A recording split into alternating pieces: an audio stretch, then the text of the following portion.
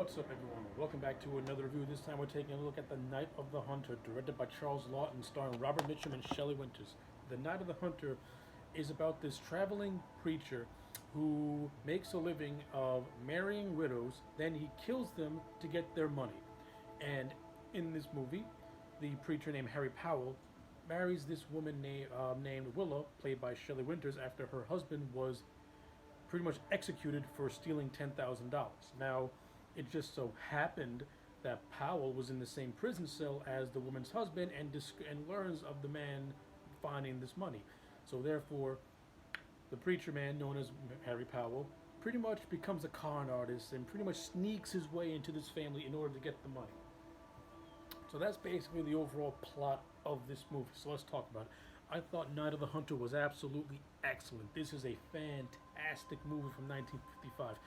I've waited a very, very long time to watch this movie, and I'm kicking myself for taking so long because this movie was outstanding. From an acting standpoint, Robert Mitchum as Harry Powell is everything you want.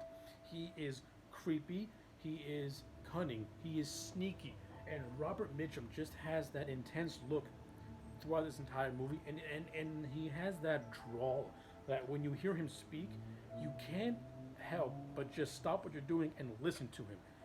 Mitchum has a very captivating presence in this movie, and him playing this serial killer preacher just adds to the overall menace that this character already has. And Mitchum, like I said, brings this character to life with such just ease and precision. On the other hand, he's also abided by a very strong supporting cast. You got Shelley Winters, who plays the woman named Willa, and I thought Shelley Winters was fine in the role for the scenes that she was in. Though I think the character of Willa becomes a little too subservient to the Powell character. Though I do like how when Powell is pretty much yelling and threatening her children, that's where she kind of starts to fight back. And of course, this is where the Powell kills Willa, but makes it look like she ran off. Makes it look like she just abandoned everybody and ran off. And since he is a preacher, who's not going to believe a preacher, especially a charming preacher like Powell, as he presents himself to this community? But the children are onto him, particularly the child named John, who, now, I want to say this. This movie, for the most part, it focuses on these two kids named John and Pearl, who are the children of the Willa character.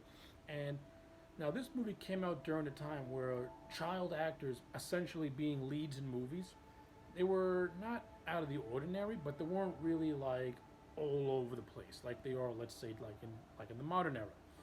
So this is one of those rare instances where these two children, they're essentially the leads of the movie. And I'm going to give these two actors credit. They did a really good job at playing these children, John and Pearl. I thought they were very believable as siblings. I also thought they sold the intenseness of this movie really, really well, particularly the scene in the basement where Powell is looking for this money, and then he chases the children because it's discovered that the money's hidden inside inside the girl's little doll, and it's a great, intensely directed scene, and it's fantastic. Speaking of which, I need to talk about the production value of this movie. Charles Laughton, during his time, was a very acclaimed actor, and this was the only movie that he ever directed in his career. And it's a shame that he never directed another movie, because this movie, from a technical standpoint, is absolutely beautiful.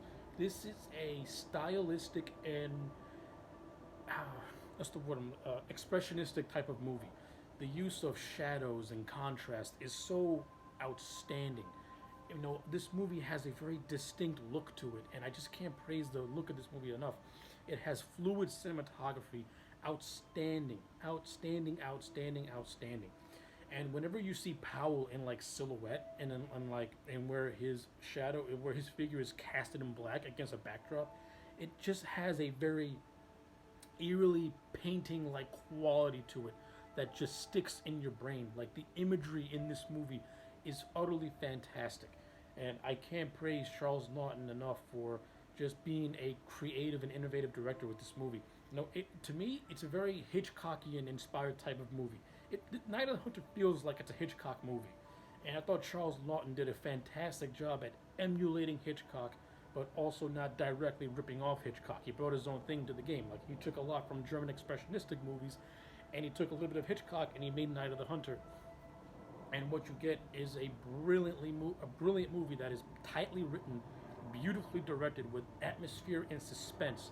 An outstanding, captivating, and intimidating performance by Robert Mitchum.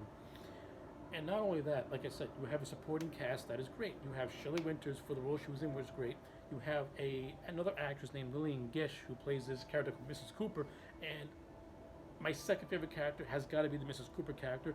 She is this tough, no-nonsense type of woman who is essentially raising a foster family. And when Powell chases John and Pearl to Mrs. Cooper does not buy any of his bullshit, and she basically pulls a shotgun on him and say, "Hey, listen, you come back here again, you're gonna get buckshotted."